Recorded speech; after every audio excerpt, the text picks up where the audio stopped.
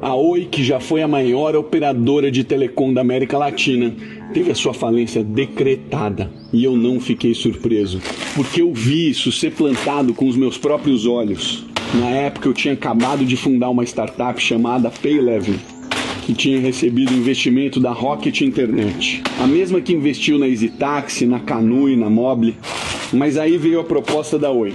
Salário alto, bônus de 18 salários, um cargo de peso. Eu pensei 2 vezes, mas eu aceitei. Eu mergulhei de cabeça numa unidade que faturava R$1 bilhão, margem de 50%, 500 milhões de caixa. Um número impressionante, mas ínfimo se relacionado a quanto o grupo faturava, 25 bilhões de reais.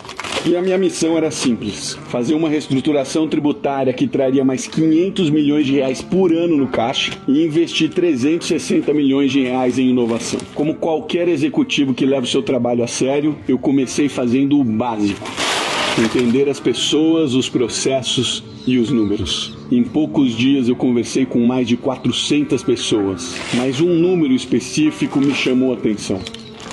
Um fornecedor antigo com números altíssimos, ligado a uma empresa chamada Game Corp. A Oi tinha investido 15 milhões de reais nela.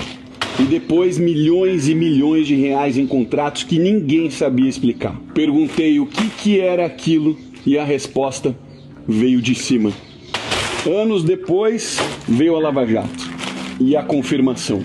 Mais de 132 milhões de reais pagos pela Oi ao grupo de empresas do Lulinha. O mesmo nome que muitos aplaudem hoje.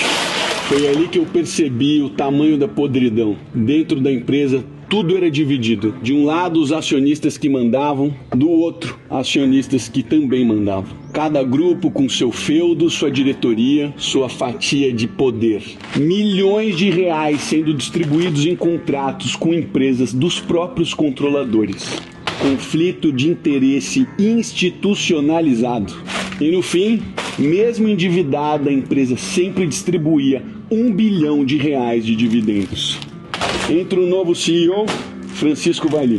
Salário alto, respeito no mercado, o tipo de executivo que vai arrumar a casa. Mas durou só 18 meses, porque quem quer fazer o certo incomoda quem vive do errado. E é assim que o Brasil funciona.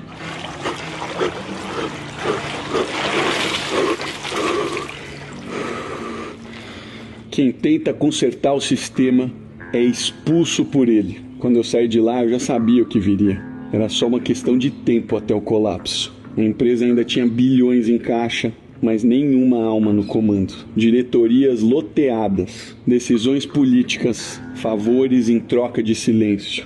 E por trás de tudo, uma cultura de mediocridade premiada.